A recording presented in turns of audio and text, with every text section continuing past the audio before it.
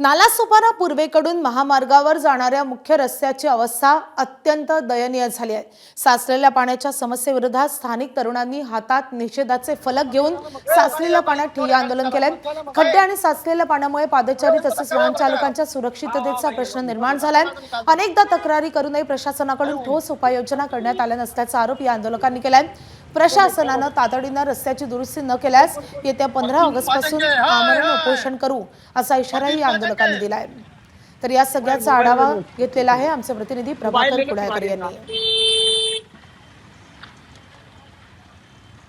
नालासोपारा पूर्वेकडील महामार्गावर जोडणारा जो मुख्य रस्ता आहे या ठिकाणी वाकडपाडा पेल्हार रोड या ठिकाणी रस्त्याची अक्षरशः चाळण झालेली आहे आणि या दयनीय अवस्थेतून प्रशासनाचं लक्ष वेधण्यासाठी येथील तरुणाने अनोखं आंदोलन केलं आहे। आपण जर बघितलं तर या तरुणाने भर पावसामध्ये पाण्यामध्ये बॅनर हातात घेत प्रशासनाचा जे शहर अभियंता आहेत त्यांचा राजीनाम्याची मागणी केलेली आहे।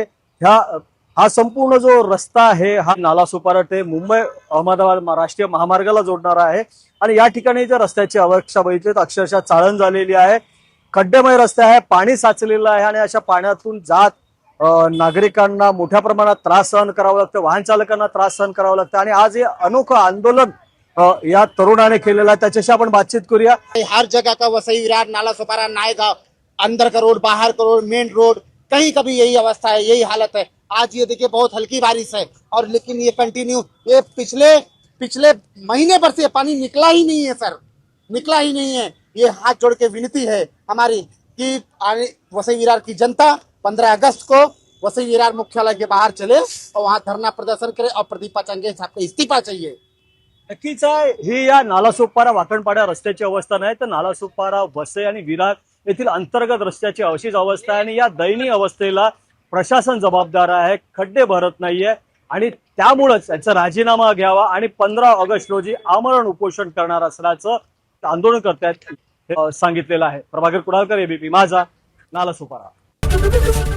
एबीपी माझा, उघडा डोळे बघा नीट।